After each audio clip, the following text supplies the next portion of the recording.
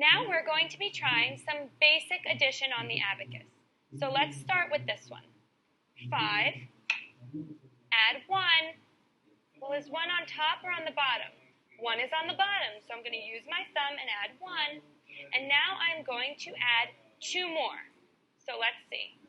1, 2. And now I can figure out what my answer is. Answer is 8. How do I know?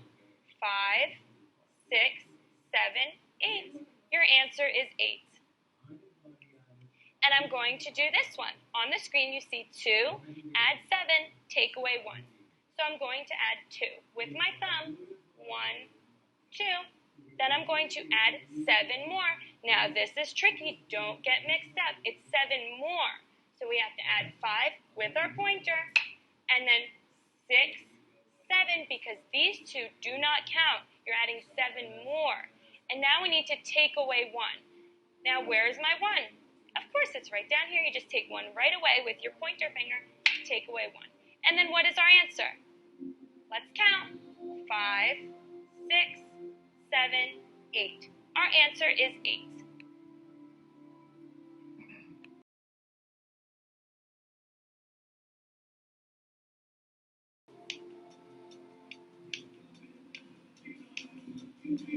In 1642, a French wonderkind named Blaise Pascal designed the first counting machine at the age of 18. A device that will perform arithmetic operations without relying on human intelligence was created for his father, who happened to be a tax collector.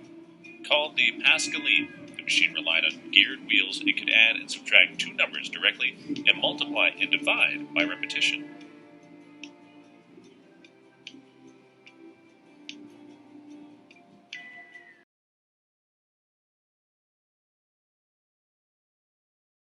So what is 547 into 9? In order to get the answer, we need to place the 5, the 4's and the 7's bones in order like this. While multiplying 547 into 9, the first number on the right of these diagonal is 3.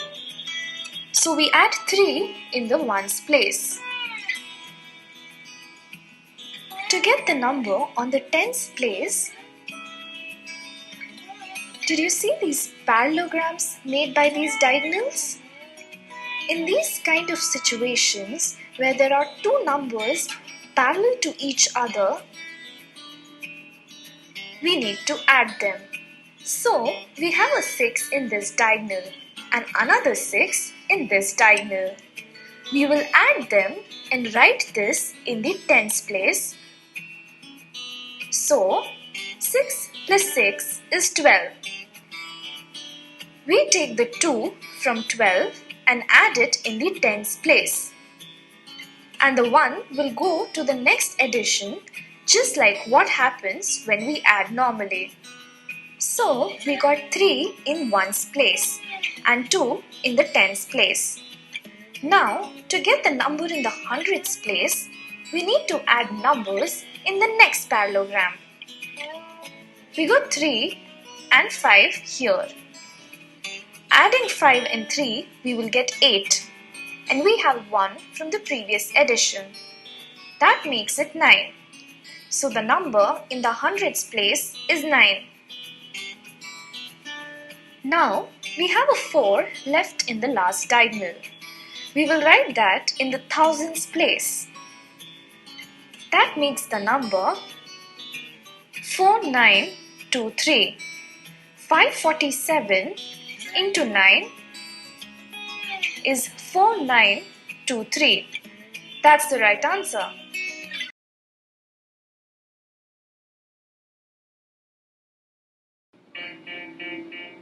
Charles Babbage was the only child of a tyrannical London banker, a bully at home.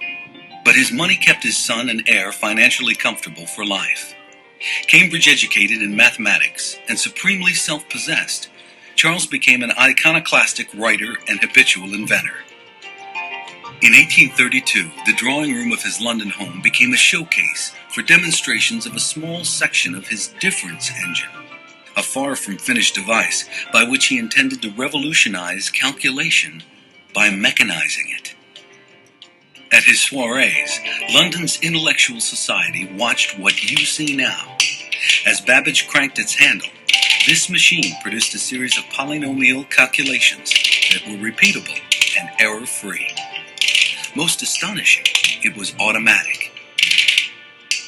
Any of his illustrious guests might have operated the handle as well as Charles Babbage, perhaps the geologist Charles Lyon, or Charles Darwin, or Charles Dickens. Once set, the machine seemed able to proceed, to think on its own. But what was called the beautiful fragment of the machine Babbage had intended to build was all he ever finished of it.